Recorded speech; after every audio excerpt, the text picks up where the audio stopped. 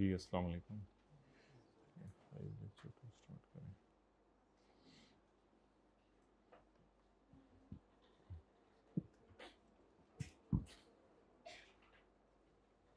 अच्छा जी, इंटेंजिबल्स की हमने कुछ करेक्टरिस्टिक्स पढ़ी थी। इनमें 3 बातें किसको ज़बानी याद हैं? 3 खासियतें पाई जाती हैं इंटेंजिबल में। आइडेंटिफिएबल होता है, इसकी शनाख्त हो जाती है, ये मनी नहीं है, और इसको टच नहीं किया जा सकता, इसका फिजिकल सब्सटेंस नहीं है। फिर हमने एसेट के डेफिनेशन में पढ़ा था कि एसेट वो चीज़ होती है जिसको आप क्या कर रहे हो? कंट्रोल कर रहे हो। बॉयज हाइब्रिड में नोट्स किसी को ना मिले हो हाथ खड़ा कर दें। अच्छा,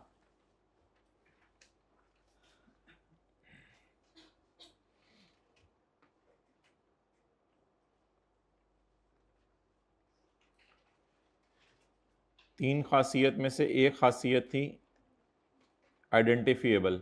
इंटेंजिबल एक ऐसी चीज़ है जिसकी शनाख्त हो सकती है, तो इस बात का इनकार नहीं हम कर रहे कि इंटेंजिबल की शनाख्त नहीं हो सकती। इंटेंजिबल की शनाख्त हो सकती है, इंटेंजिबल को आइडेंटिफाई किया जा सकता है। आइडेंटिफाई करने के लिए 2 बातें हैं, दोनों में से कोई एक बात भी पाई जाए तो ये कहा जाएगा कि इंटेंजिबल आइडेंटिफाई हो सकता है। उसमें पहली बात यह है कि इंटेंजिबल जो है वो सेपरेबल हो, जुदा हो सकता हो, अलग हो सकता हो। क्या पूरी ऑर्गेनाइजेशन बेचना ज़रूरी है या एक इंटेंजिबल ऑर्गेनाइजेशन से जुदा करके बेचा जा सकता है? कोई आपने सॉफ्टवेयर बनाया हुआ है, कोई फार्मूला बनाया हुआ है, वो आप जुदा करके बेच सकते हैं।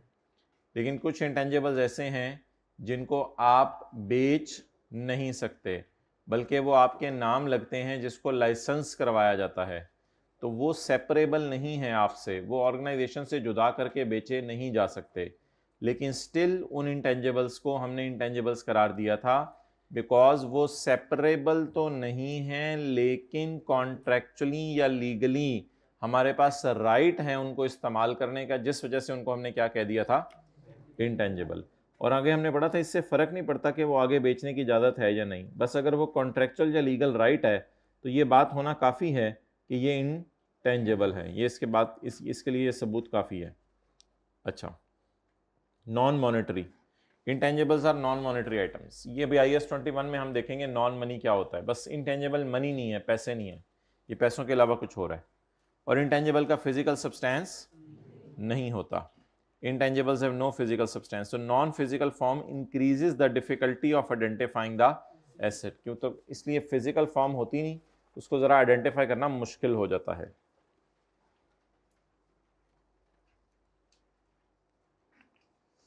अच्छा, अब एक थोड़ी सी बहस है, डिस्कशन है, उसको ज़रा आप लोगों ने समझना है। वो ये है कि कल नोट्स डाउनलोड कितने लोगों ने कर लिए थे वेबसाइट से जाके लेक्चर 1 के? ये आपको दोबारा दिखा दी जाए। भाई ये बताई थी वेबसाइट, इसका ये यूज़र नेम था और ये पासवर्ड था। तो यहाँ पर जाकर आप जो है वो हजरात ज़रा नोट्स डाउनलोड कर लिया करें ताकि आपको पता चल जाए। शाम 4-5 बजे के बाद ये अपलोड हो जाते हैं, तो 5 साढ़े 5 बजे तक इसको डाउनलोड कर लिया करें ताकि आपको पता चल जाए आज की क्लास में हमने क्या पढ़ा है। वैसे तो थोड़ा सा बंदा नोट कर ही रहा होता है, लेकिन एग्जैक्टली ज़रा पता चल जाया करेगा। तो कौन आज कर लेगा डाउनलोड? थोड़े दिन भाई ये फिज़िकल वालों के को व्हाट्सएप ग्रुप भी बना दें, फिर ग्रुप में कर दिया करेंगे। मीनवाइल आप यहाँ से करते रहें।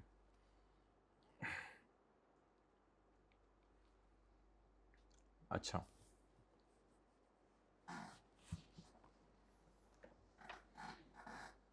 कंप्यूटर जब आप बाय करते हैं तो साथ उसके एक सॉफ्टवेयर आता है जो आपको इंस्टॉल नहीं करना पड़ता, ऑलरेडी नॉर्मली उसमें इंस्टॉल हुआ होता है, और वो हैं विंडोज़। वो हैं विंडोज़। इसको ऑपरेटिंग सिस्टम भी कहते हैं, ऑपरेटिंग सॉफ्टवेयर भी कहते हैं। ऑपरेटिंग इसलिए कहते हैं कि उसके बगैर ये ऑपरेट नहीं कर सकता है। जिस तरह मोबाइल है, आप उसके अंदर एप्लीकेशंस डाउनलोड करते हैं, लेकिन एक चीज़ है जो मोबाइल का अपना सॉफ्टवेयर है, जैसे एंड्रॉयड है या दूसरा सॉफ्टवेयर है, तो वो ऑलरेडी उसके अंदर लगा हुआ आता है, इंस्टॉल हुआ हुआ आता है। तो अब सवाल ये है कि अगर आपने जो है वो लैपटॉप ख़रीदा, कंप्यूटर ख़रीदा, उसमें जिससे आपने ख़रीदा उसने बता भी दिया कि मैं 70,000 आपसे लैपटॉप के ले रहा हूँ और 5,000 आपसे विंडोज़ के ले रहा हूँ, 75,000 ले रहा हूँ, स्टिल आपने पूरे 75,000 को पीपी में क्लासिफाई करना है, आपने उसको इंटेंजिबल करार नहीं देना, क्योंकि मेन चीज़ जो उसमें आप पैसे दे रहे हैं वो हार्डवेयर के दे रहे हैं। इसलिए वो सॉफ्टवेयर जो हार्डवेयर को ऑपरेट करने के लिए ज़रूरी है, वो सॉफ्टवेयर हार्डवेयर में गुम हो जाएगा और वो हार्डवेयर का ही पार्ट समझा जाएगा। पढ़ें ज़रा, कोशिश करें। Computer software for a computer controlled machine tool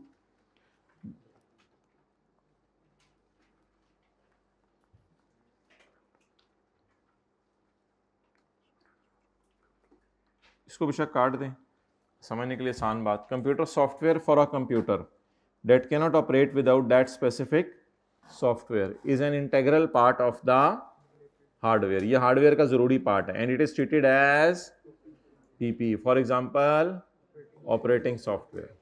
operating software कौन सा है? विंडोज़। कभी आपने सुना विंडोज़ उड़ गई? विंडोज़ खुल गई तो वो घर वाली खुलती है ना, विंडोज़ उड़ गई, तो विंडोज़ उड़ गई का क्या मतलब होता है? ऑपरेटिंग सॉफ्टवेयर उड़ गया।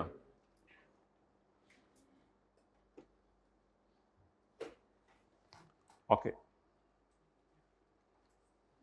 कितने लोगों ने कल वाला सवाल घर जाके किया था? कितने लोगों से आज करेंगे कल वाले सवाल को हाथ से दोबारा? ये देख लें, जज्बे देख लें। अभी शुरू से ये लाते हैं, पहले दिन वाला काम पहले दिन घर जाके नहीं कर सके, तो वो कौन कौन लोग थे जिन्होंने कल हाथ खड़े किए थे रोज़ाना का रोज़ाना? अच्छा, आज ज़रा सोच के हाथ खड़ा करें, रोज़ाना का रोज़ाना पढ़ेंगे, सोच के, फिर वही सारे हाथ खड़े किए हुए हैं। कंप्यूटर, अगली example, computer software other than operating system is an intangible asset. For example, license, patent, motion picture films. कोई भी लाइसेंस आप खरीदते हैं, मिसाल के तौर पे आप कहते हैं माइक्रोसॉफ्ट ऑफिस मुझे चाहिए जिसमें वर्ड हो, एक्सेल हो, तो वो एक लाइसेंस होगा ना, आपको मिलेगा उसका। तो वो आपका जो है, कई दफ़ा आपने मोबाइल पे भी देखा होगा, एप्लीकेशन के साथ लिखा होता है लाइसेंस एक्सपायर हो गया, तो फ्री वर्जन आप खरीदते हैं, उसका लाइसेंस एक्सपायर हो जाता है। कभी किसी ने पे करके सॉफ्टवेयर खरीदा हो, मोबाइल पे करके खरीदा होगा आप लोगों ने? हाँ, इन भाई ने खरीदा है। तो अगर आप पे करके सॉफ्टवेयर खरीदते हैं तो उसको फिर आप इंटेंजिबल करार देंगे। किस वजह से इंटेंजिबल करार देंगे? क्योंकि वो ऑपरेटिंग सॉफ्टवेयर नहीं है। तो कौन सा सॉफ्टवेयर हार्डवेयर का पार्ट बनेगा? जो ऑपरेटिंग है, और बाकी को क्या करेंगे? इंटेंजिबल करार देंगे। नेक्स्ट एग्जाम्पल 3, मरफू limited acquired a fishing license. क्या खरीदा है? Fishing license. The directors insist that it is a physical asset since it is written on a piece of paper. Directors का ये जोर है कि ये फिजिकल एसेट है क्योंकि ये पीस ऑफ पेपर पे लिखा हुआ है। तो आप बता दें, लाइसेंस जो हुकूमत ने दिया होगा वो कागज़ के टुकड़े पे दिया होगा, तो ये कागज़ का टुकड़ा एक टेंजिबल है, फिजिकल सब्सटेंस है इसका। फिशिंग लाइसेंस को टेंजिबल कहा जाएगा या इनटेंजिबल? क्यों? वो तो टच किया जा सकता है उस पेज को। असल में उस पेज के पैसे आपने नहीं दिए, लैंड एंड बिल्डिंग परचेज करते हैं तो लैंड एंड बिल्डिंग के पैसे देते हैं। अगर आपने फिशिंग लाइसेंस परचेज किया तो उसके पैसे नहीं आपने दिए, आपने उसके अंदर जो फिशिंग की ताकत है, आपके उसके अंदर जो फिशिंग करने का राइट है, उसके पैसे आपने दिए। तो डेट्स वाई वो जो कागज़ का टुकड़ा है उसकी वजह से ये नहीं बन जाएगा कि ये कागज़ का टुकड़ा तो ये टेंजिबल है। तो fishing licence is an intangible asset. Although the fishing license has a physical form, the documentation, but actually it is just a piece of paper, and real thing behind piece of paper is which has, so it is an intangible under IAS 38.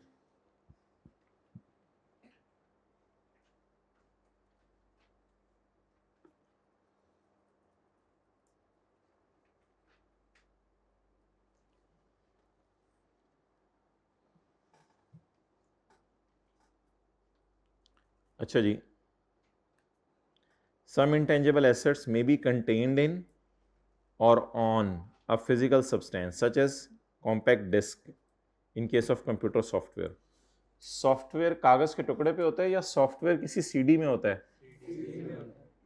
या अगर fishing licence है तो वो legal documentation होगा। In determining whether an asset that incorporates both intangible and tangible elements should be treated under IS 16 or as an intangible asset, an entity uses the judgment that which element is more significant.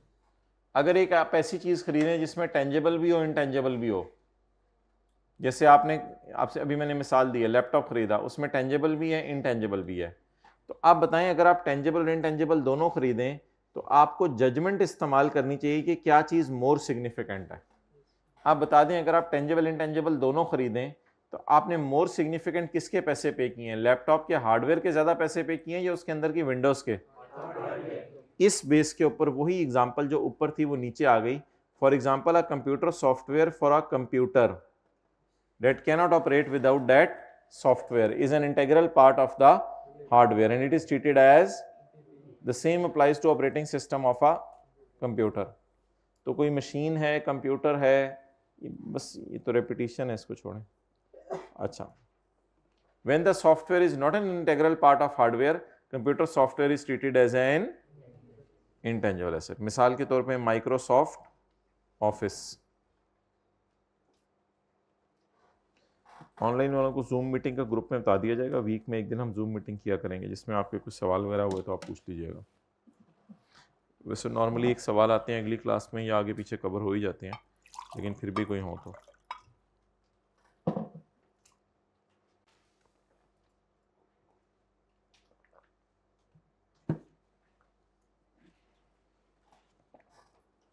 Okay, चलें जी, time पे आ जाया करें। हज़रात के आने का wait हो रहा था। मेन बात अब आज की शुरू होने लगी है। जिन हज़रात ने कल छुट्टी भी की है वो लेक्चर कल वाला यूट्यूब से ले लें और परेशान होने की ज़रूरत नहीं। आज की क्लास में उनको चीज़ें समझ आएंगी क्योंकि वो इंडिपेंडेंट चीज़ें हैं। इंटेंजिबल्स,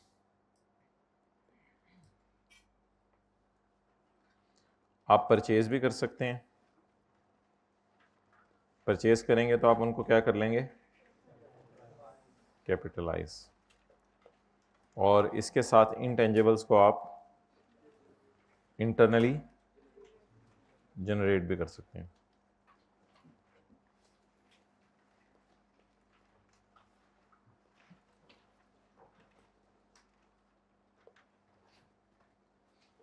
अच्छा जी, इंटरनली जनरेट के अंदर पूरी दुनिया में इस वक्त सैकड़ों इंटेंजिबल्स हैं। उनमें से चंद इंटेंजिबल्स ऐसे हैं इंटरनली जनरेट में जिनकी लिस्ट लॉ मेकर ने बना दी है। उसमें ब्रांड है, मेथड है,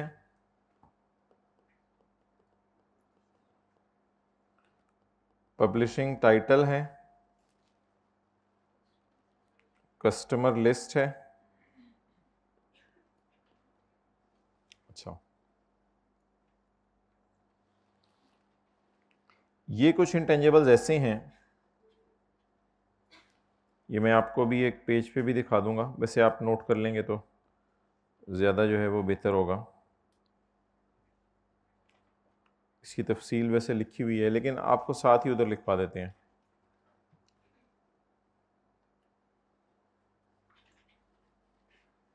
ब्रांड तो पता चल गया ना, जैसे कपड़ों का ब्रांड नेम है, कोई जे डॉट है और चीज़ है। मेथड, मेथड होता है न्यूज़पेपर का टाइटल, जैसे कोई जंग अखबार है, नवाए वक्त है, कोई भी नाम है, न्यूज़पेपर का टाइटल। और पब्लिशिंग टाइटल अक्सर होता है, इमाइल वुल्फ की किताबें हैं आई कैप की, इस तरह को पीवीपी आपने नाम सुना होगा, शायद कैपलान नाम सुना होगा, ये नाम सुने में पता नहीं। ओ लेवल्स में भी कोई ऑक्सफोर्ड की किताबें हैं, तो ये पब्लिशिंग टाइटल है। तो पब्लिश ऑक्सफोर्ड की किताबें, ये पब्लिशिंग टाइटल है। और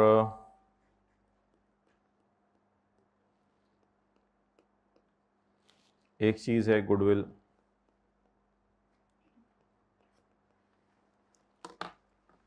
अच्छा, अब ये 4-5 चीज़ें हैं, बल्कि एग्जैक्टली स्पीकिंग 5 चीज़ें हैं, अभी नोट करने का टाइम देंगे। तो इन 5 चीज़ों के बारे में लॉ मेकर ये कहता है, जो स्टैंडर्ड बनाने वाला है, कि ये पांचों चीज़ें इंटेंजिबल नहीं हैं, ये पांचों चीज़ें इंटेंजिबल नहीं हैं अगर आपने इनको इंटरनली जनरेट किया। अगर आपने इनको इंटरनली जनरेट किया तो ये इंटेंजिबल नहीं है। मिसाल के तौर पे आपने अगर ब्रांड बनाया है कोई, तो ब्रांड एक प्रोडक्ट का बन गया। अब जे डॉट वाले कहते हैं हमारे कपड़ों का ब्रांड है, उसका एक नाम है, परफ्यूम्स का ब्रांड है, उसका एक नाम है।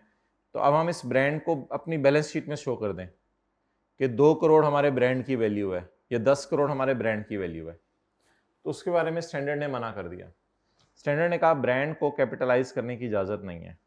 रीज़न में भी ये हो सकती है कि ब्रांड की कॉस्ट आप कैसे निकालेंगे, ब्रांड आपने कितने का बनाया। अब आप उसमें कहेंगे हमने एडवर्टीजमेंट की और अच्छी क्वालिटी की प्रोडक्ट्स दी। एडवर्टीजमेंट तो वैसे ही P&L में चला गया, और अच्छी क्वालिटी की प्रोडक्ट्स थी, वो तो आपके बिजनेस की नॉर्म थी, वो तो आपने करना ही था। तो इस पर एक डिबेट हो सकती है कि फिर ब्रांड को अगर वैल्यू करना है तो किस अमाउंट पे करना है। इस वजह से स्टैंडर्ड ने स्पेसिफिकली एक्सक्लूड कर दिया कि जी ब्रांड अगर आपने खुद बनाया है तो वो आपका इंटेंजिबल नहीं है और आपकी बैलेंस शीट में शो नहीं हो सकता। फिर आगे चलें, मेथड न्यूज़पेपर टाइटल। अब जो न्यूज़पेपर का टाइटल है उसकी अगर मैं बात करूं तो जंग अखबार वाले हैं या और कोई हैं, अब वो कहते हैं कि जी हमने तो जंग अखबार का नाम बड़ा ज़बरदस्त किस्म का जो है वो रखा है। अब इस जंग अखबार के नाम की ही बड़ी कीमत है, और जंग अखबार वालों की बैलेंस शीट के अंदर आपको लैंड बिल्डिंग के साथ नज़र आ रहा हो जंग इंटेंजिबल, तो वो भी इंटेंजिबल नहीं है। अगेन वही, इसकी कॉस्ट मैयर करना ज़रा मुश्किल है कि कॉस्ट कैसे मैयर, जंग अखबार की क्या वैल्यू है, जंग नाम की क्या वैल्यू है। सिमिलरली पब्लिशिंग टाइटल हैं ऑक्सफोर्ड और ये सारी किताबें, अब इनके भी अब नाम तो बन गए हुए हैं, सबको नाम पता है, इनके नाम लो तो नाम ही काफ़ी है। लेकिन अगेन सवाल यही आता है कि इसका नाम बनते बनते कितने का बना, कितने पैसे का, तो वो एक क्वेश्चन है कि इसका जवाब नहीं है। इसी तरह कस्टमर लिस्ट है, तो कॉलेज वाले, कल इस पे बात हो चुकी है थोड़ी सी, कॉलेज वालों ने जो है वो ये कहा है कि जी हमने CA फाइनल की क्लासें लॉन्च करनी है। उसके लिए अब कॉलेज वालों के पास कैफ के स्टूडेंट्स की कस्टमर लिस्ट अवेलेबल है। अब ये बिल्कुल टारगेट ऑडियंस है और ये लिस्ट मिलना बड़ा मुश्किल था, और ये लिस्ट अल्लाह का शुक्र है इनके पास तैयार फॉर्म में अवेलेबल है। तो कस्टमर्स की लिस्ट अवेलेबल है और यही लोग हैं जिन्होंने आगे जाके फाइनल की क्लासें लेनी है। तो इस लिस्ट को अगर मैसेज करेंगे तो वहां से भी कुछ लोग एडमिशंस लेने आएंगे। तो अब कस्टमर लिस्ट से फ्यूचर इकोनॉमिक बेनिफिट तो नजर आ रहा है, लेकिन अगेन मसला वही आएगा कि दो चीजें होती है ना, हमने कल पढ़ा था, एक कॉस्ट रिलायबली मैयर हो सके और फ्यूचर में इकोनॉमिक बेनिफिट आ सके। तो अब इसकी कॉस्ट रिलायबली मैयर करने का कोई तरीका, अब कस्टमर्स की लिस्ट बनाई, कितने की बनाई, वो तो एडमिशन लेने आता था कैफ में स्टूडेंट, उसका नाम पूछते थे, पता पूछते थे, लिस्ट बन जाती थी। तो इसको तो मोर और लेस में कहूँगा लिस्ट ऑटो पे बन रही है, कोई कॉलेज इसके लिए अलग से एफर्ट नहीं कर रहा। तो इसलिए इस कस्टमर लिस्ट को हम कॉस्ट इसकी मैयर, सिमिलरली गुडविल है आपके बिजनेस की, अब आप कहते हैं हमारा बिजनेस कई सालों से चल रहा है, बिजनेस का तो नाम है, अब उस नाम की क्या कीमत है और उस नाम को बनाने के लिए आपने कितने पैसे खर्च किए, वो तो एडवर्टाइजमेंट की है, वो तो शायद P&L में चली गई, तो अलग से नाम के लिए कितने पैसे किए, वो तो ओवरऑल अच्छी सर्विस दे रहे थे तो नाम बन गया, तो इसकी भी वैल्यू शायद असाइन नहीं की जा सकती। तो दुनिया में जितने सॉफ्टवेयर हैं, अगर सैकड़ों भी हैं, तो उन सबको लिस्ट डाउन करके 5 इंटेंजिबल्स, दुनिया में जितने भी इंटेंजिबल्स हैं उसमें से 5 इंटेंजिबल्स ऐसे हैं जिनको हम इंटेंजिबल्स की लिस्ट से निकाल रहे हैं, और ये अगर खुद बनाए जाएं तो ये इंटेंजिबल नहीं है।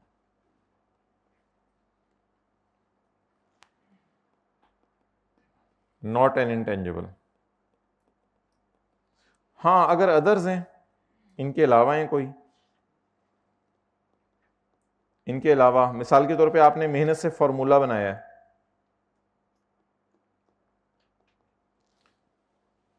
कोरोना वैक्सीन का फॉर्मूला बना लिया, किसी नई दवाई का फॉर्मूला बना लिया, आपने कोई जूते बनाने का डिज़ाइन बनाया है, और भी कई चीज़ें हो सकती हैं, तो ये इंटेंजिबल हैं और इनको आप कैपिटलाइज करेंगे, यानी इनको बैलेंस शीट में शो करेंगे। चलें जी नोट।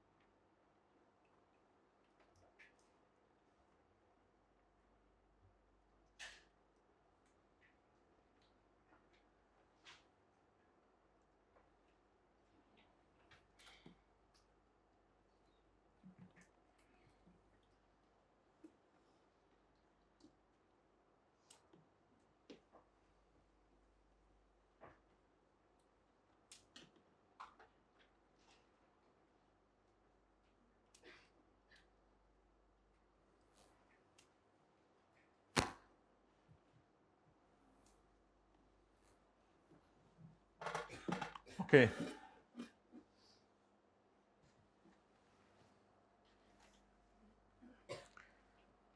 अब ये जो इंटेंजिबल्स हैं, जिसको मैं फार्मूला कहूँगा या डिज़ाइन कहूँगा, ये अगर आप इंटरनली जनरेट करेंगे तो क्या ये इंटरनली जनरेट 1-2 दिन में हो जाएंगे, 10 दिन में हो जाएंगे, 15 दिन में हो जाएंगे? ज़्यादा टाइम भी लग सकता है, कई साल भी लग सकते हैं।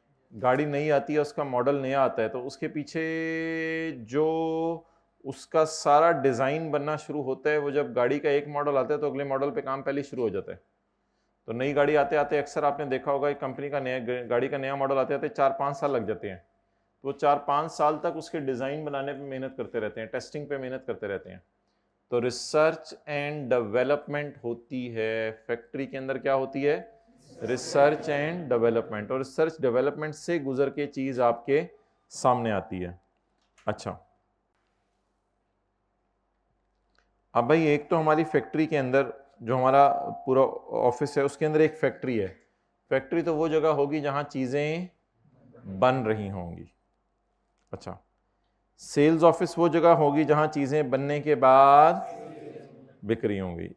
इधर पता नहीं धागे कपड़ा बन रहा था, उधर गाड़ियां बन के बाहर निकल आई हैं। अच्छा, तो एक सेल्स ऑफिस होगा, यहाँ पे चीज़ें बिक रही होंगी। एक आपका एडमिन ऑफिस होगा, हेड ऑफिस होगा, जहाँ पे अकाउंटेंट्स बैठे होंगे, बंदे बैठे होंगे, काम कर रहे होंगे। ये आपका क्या होगा? लेकिन आज हम घुसने लगे हैं लेबोरेटरी के अंदर। आज हम घुसने लगे हैं लेबोरेटरी के अंदर। लेबोरेटरी के अंदर जो है वो क्या हो रहा होगा? लैब में रिसर्च एंड डेवलपमेंट हो रही होगी। लैब में रिसर्च एंड डेवलपमेंट हो रही होगी। तो आज हम बात करने लगे हैं लैब की।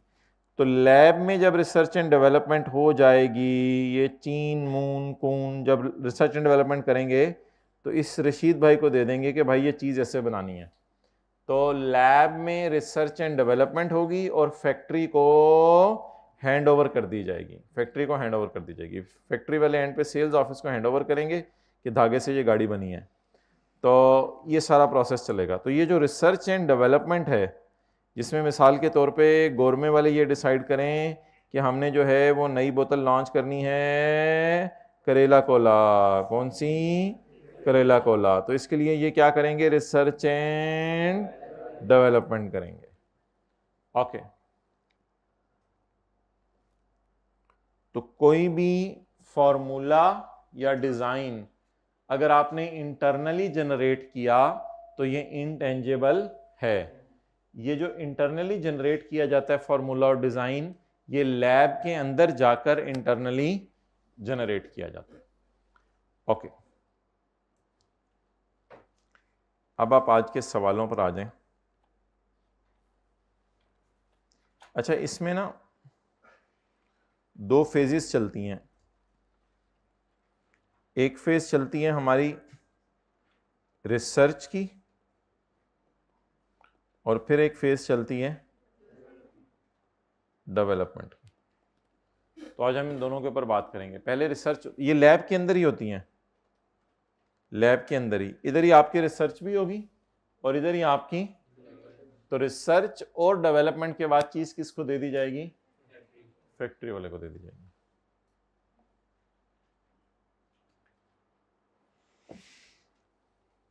तो इधर रिसर्च एंड डेवलपमेंट चलेगी।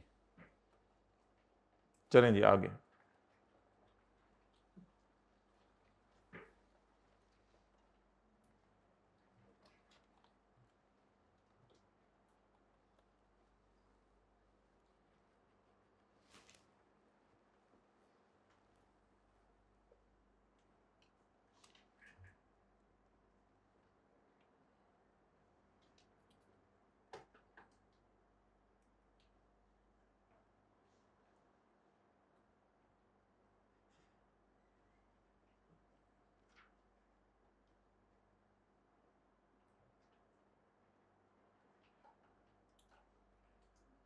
ये आपके पास पेज है नोट्स में, देखें पेज 234।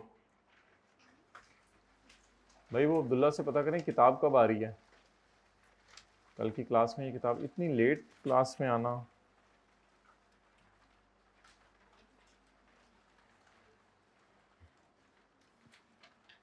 किधर है सवाल? पेज 237 है? शुक्र है। क्वेश्चन नंबर 8,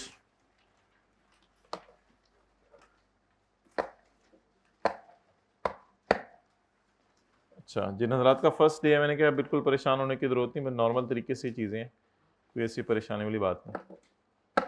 ऑन यकम जनवरी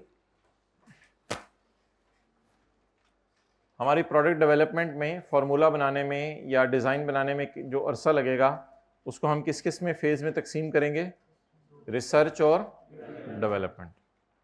ऑन यकम जनवरी 2010, यकम जनवरी 2010 को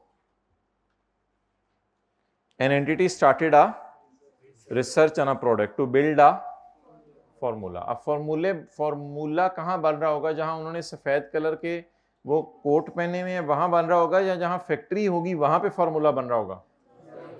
जहां सफेद कलर के कोट पहने थे, R&D जो लैब है उसके अंदर रिसर्च हो रही होगी, और उसी के अंदर क्या होगी? डेवलपमेंट। ऑन यकम जनवरी 2010 an entity started a research on a project to build a formula.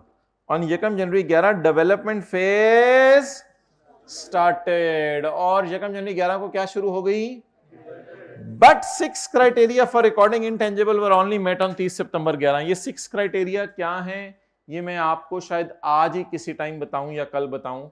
ये कोई क्राइटेरिया हैं जो पूरे होने जरूरी हैं डेवलपमेंट के लिए। अच्छा, ऑन यकम जनवरी 11 development phase started but 6 criteria for recording intangible were only met on 30 सितंबर 11 and development was complete on 31/10/12। Life of intangible is following other details of expenses. 2010 के अंदर लैब में जो लोग मौजूद थे उनको इतनी तनख्वाहें दी, 2011 में इतनी तनख्वाहें दी और 2012 में इतनी तनख्वाहें दी। अच्छा जी, 2010, 2011 और 2012। ओके,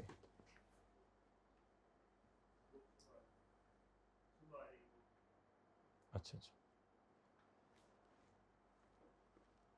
अंदाजन प्राइस भी पूछ के बता दो। ऑन यकम जनवरी 2010 an entity started a research on a project to build a formula.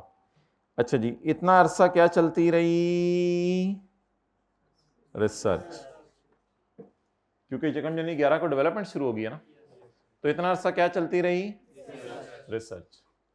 On यकम जनवरी 11 डेवलपमेंट फेज स्टार्टेड। यकम जनवरी 11 को क्या शुरू हो गई? Development phase. But 6 criteria for recording intangible were only met on.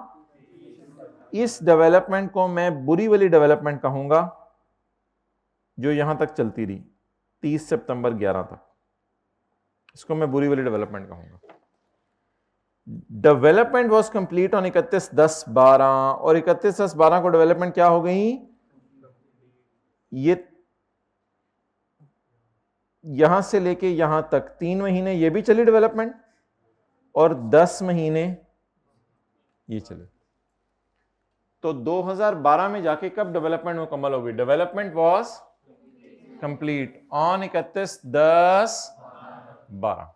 अच्छा, अब ये जो हमारी फेजेस बनी है, ये फेजेस क्या हैं?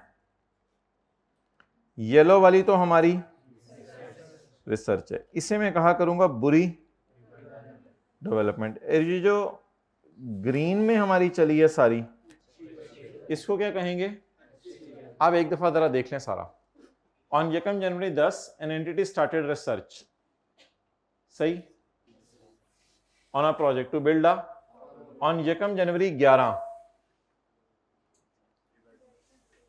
डेवलपमेंट फेज, बट कोई मसला था, बट 6 क्राइटेरिया कभी देखेंगे, 6 criteria for recording intangible. Intangible को रिकॉर्ड करने के बैलेंस शीट में 6 क्राइटेरिया सिर्फ पूरे हुए 30 सितंबर। इसका मतलब है अभी भी डेवलपमेंट चल रही थी, लेकिन कोई ना कोई मसले थे इसमें। शायद साइंसदान अभी डर रहे थे, पता नहीं यार ये कोरोना वैक्सीन हम बना रहे हैं, चले ना चले, कोई ना कोई चीज बना रहे होंगे अपनी लैब के अंदर जिस पे ये डर रहे थे अभी। तो 6 criteria for recording intangible were only met on 30 सितंबर 11 and development was complete on 31/10/12। आगे life of intangible is 7 years का। ये मतलब है कि अब ये इंटेंजिबल जो बना है फार्मूला वगैरह, इससे जो हमने बोतलें बना के बाजार में बेचनी है, तो ये कितने साल तक बिकती रहेंगी? 7 साल तक। ये तो उसकी आगे अपनी लाइफ है, तो इसको हमने क्या करना फिलहाल। अच्छा जी, अब 2010 में बताएं कितना खर्चा हुआ है? 50 का। 2011 में और 2012 में? ये 2012 में पूरा साल खर्चा हुआ है या सिर्फ जब तक लैब खुली रही होगी तब तक? ये लैब के अंदर होने वाले खर्चे हैं। उससे शायद सफेद कपड़ों वालों को कह दिया हो भाईजान आप अपने सफेद चोगे उतारें और आप इस दफ्तर से जाएं और जाके कहीं नौकरी ढूंढें, हमने आपसे यही काम करवाना था, बस अब आप छुट्टी करें। उस दिन लैब हमने क्या कर दी होगी? बंद। इसने लैब बंद कर दी होगी। तो जरा गौर से बताएं, ये जो खर्चा नजर आ रहा है 25 मिलियन का, ये 12 महीने का खर्चा है या 10 महीने खर्चा हुआ है? 10 महीने खर्चा हुआ है। ये कितना खर्चा है? 25 का। अब स्टैंडर्ड ये कहता है, थोड़ी देर में आपको पढ़ाऊंगा, कि रिसर्च फेज के सारे खर्चे को एक्सपेंस में डाल दो, इंटेंजिबल की कॉस्ट में ऐड ना करो। बुरी वाली डेवलपमेंट के सारे खर्चे को एक्सपेंस में डाल दो।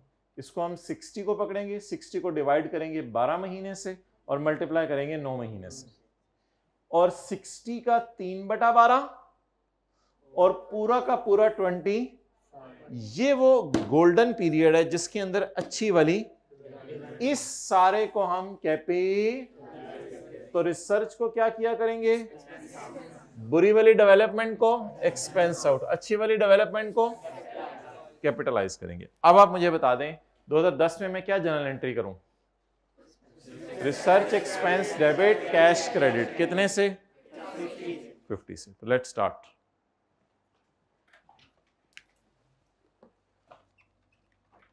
$2010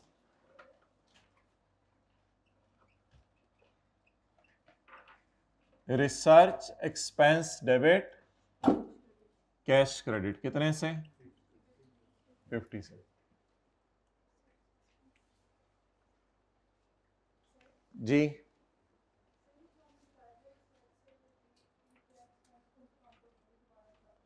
रिसर्च से रिलेटेड रिसर्च, जितना अर्सा प्रोजेक्ट पे रिसर्च चलती रही, अभी डाउट है कि चीज बनेगी भी या नहीं बनेगी, इसलिए रिसर्च की फेज में जो भी खर्चा हुआ उसे कहां डाल दें? एक्सपेंस में। फिर जब डेवलपमेंट शुरू हुई, डेवलपमेंट होती है, अब रिसर्च खत्म हो गई है, अब फाइनल प्रोडक्ट बनाने की तरफ जाने लगे हैं हम, लेकिन फैक्ट्री को हैंड ओवर नहीं कर रहे, अभी खुद प्रोटोटाइप मॉडल टेस्टिंग वगैरह करके देखेंगे प्रोडक्ट सही चल भी रही है या नहीं।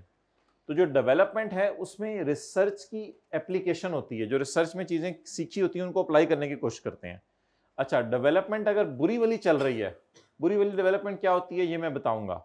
जो डेवलपमेंट 6 क्राइटेरिया पूरे कर दे, 6 क्राइटेरिया हम पढ़ेंगे कभी आज या कल, जो डेवलपमेंट 6 क्राइटेरिया पूरे कर दे वो अच्छी वाली, जो डेवलपमेंट 6 क्राइटेरिया पूरे ना करे वो बुरी वाली। यानी डेवलपमेंट भी चल रही है लेकिन समझ लें अभी साइंसदान डाउटफुल है, पता नहीं काम पूरा कर सकेंगे या नहीं, तो इस डेवलपमेंट को भी क्या करना है? एक्सपेंस में डालना है। और जब ये बुरी वाली डेवलपमेंट खत्म होकर 6 क्राइटेरिया पूरे हो जाएं तो कहा जाएगा अच्छी वाली डेवलपमेंट शुरू होगी। अब इस सारे को क्या करना है? कैपिटलाइज करना है। अब 2010 में कितना खर्चा आया? 50। लेकिन मेरा सवाल है कि 2010 में चल क्या रहा था? तो रिसर्च को कहां डालना है? तो research expense debit cash credit. 2011 की तरह एंट्री देखिएगा। 2011 में टोटल 12 महीने में कितना खर्चा आया? 60 का। 60 को किस पे डिवाइड करें? 12 महीने पे। 60 डिवाइडेड बाय 12 मल्टीप्लाइड बाय, ये तारीख कौन सी है? 30 सितंबर 11। तो डिवाइड बाय 12 मल्टीप्लाइड बाय, इसको एक्सपेंस में डाल दें और डिवाइड बाय 12 मल्टीप्लाइड बाय 3 इसको कैपिटलाइज कर दें। अच्छा जी, डेवलपमेंट एक्सपेंस टोटल खर्चा इनटू जी 45 और बाकी खर्चे को इंटेंजिबल 60 इंटू 3/12 जी 15 और कैश कितने से? 60 से। और तीसरे साल की एंट्री खुद लिख लें।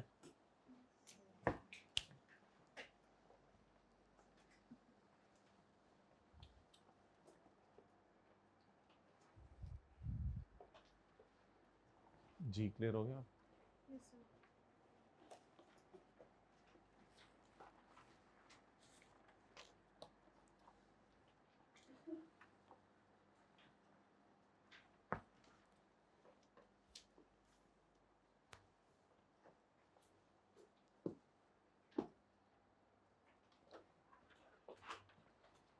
एंट्रीज लिखिए ना। नहीं नहीं नहीं, खुद लिखिए अपने हाथ से।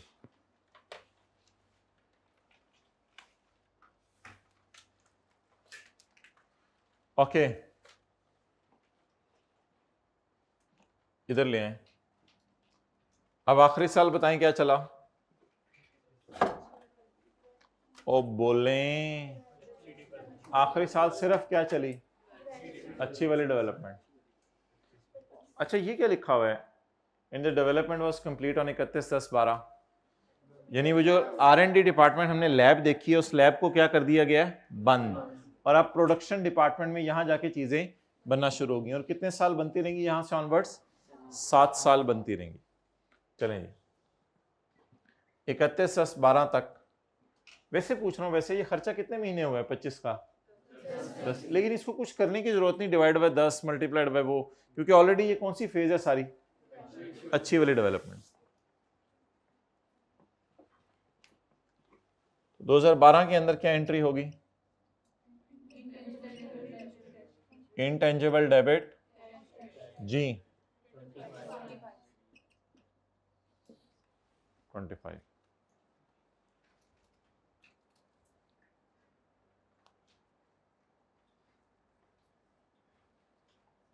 जी उसका मैं बताता हूँ क्या करना है। अब तो लैब बंद है ना, बस अब लैब में खर्चा हो ही नहीं रहा। अब साइंसदान है ही नहीं उसमें सफेद कपड़े पहन के।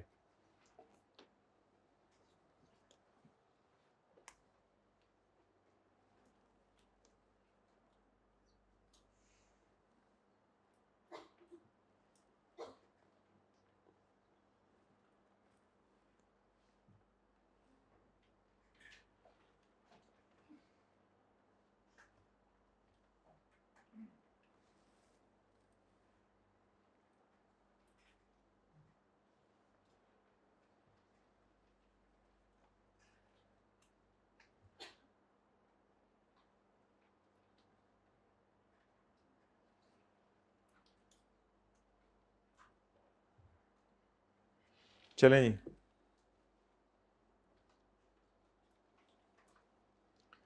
अच्छा अब इनटेंजिबल ने कितने साल हमारे साथ रहने? 7 साल। समझने के लिए मैं एक लाइन खींचने की कोशिश करने लगा हूं। चेहरे ऊपर देखते रहिएगा।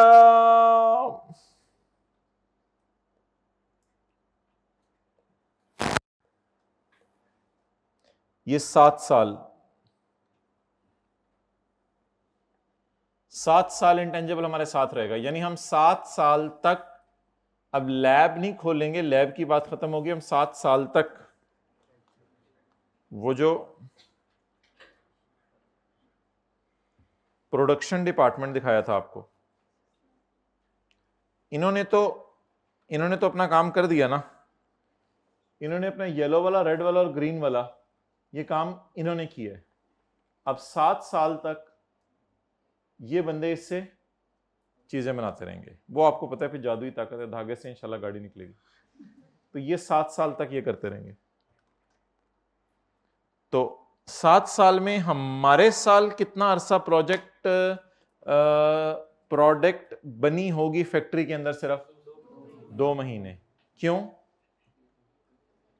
क्योंकि ये 31/10/2012 है, तो 11 और 12, 2 महीने की अमोर्टाइजेशन चार्ज करेंगे। अब हमारा एसेट इस्तेमाल हो रहा है, अब हमने जिसको कैपिटलाइज किया था उसे डेप्रिशिएट करेंगे। डेप्रिसिएशन की जगह क्या नाम यूज होगा IAS 38 में? तो 2012 के अंदर एक और एंट्री करेंगे, और वो क्या एंट्री होगी? अमोर्टाइजेशन एक्सपेंस डेबिट और अकाउमुलेटेड अमोर्टाइजेशन अच्छा, पहले इंटेंजिबल की कॉस्ट बताएं, कॉस्ट। एक्सेलेंट। ये वाला 15 और ये वाला 25, 15 जमा 25 छा गए हम। कैलकुलेटर के बगैर ही आज काम चल रहा है, अगला भी कैलकुलेटर के बगैर करना है। 40 डिवाइडेड बाय 7, आगे मल्टीप्लाइड बाय 2/12, 2 महीने इंटेंजिबल हमारा इस्तेमाल हुआ है, इंटू 2/12।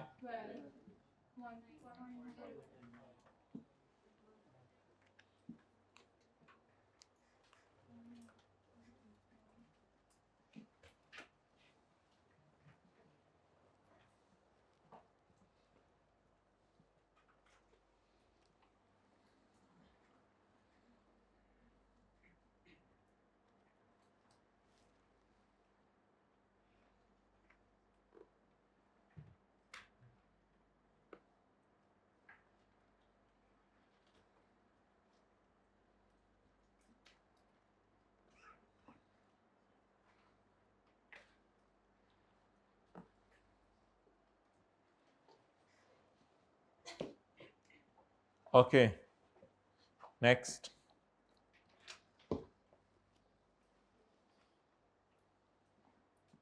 अब आप ये बता दें कि प्रॉफिट एंड लॉस में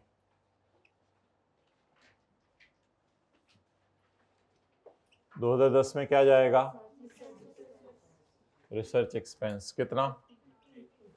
50 का। और 2011 में क्या जाएगा? कितना?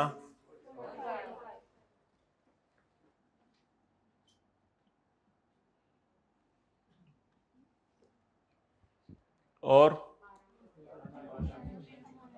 12 में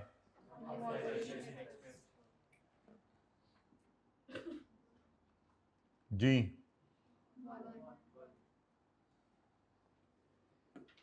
चलें जी।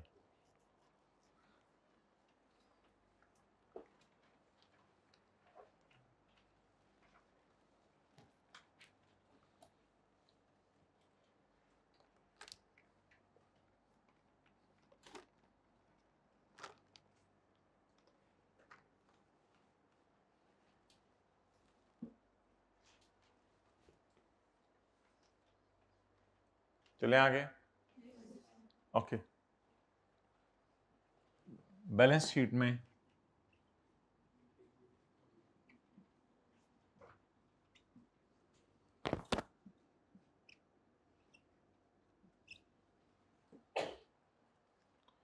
दो 2011 में कितना जाएगा इंटेंजिबल? 15।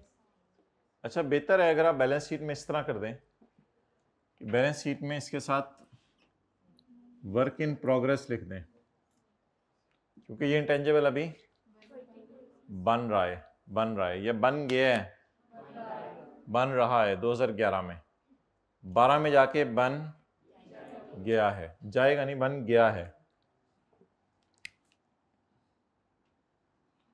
और अगर 12 में आप इसके लिए इंटेंजिबल लिख दें तो वो ज़्यादा बेहतर होगा।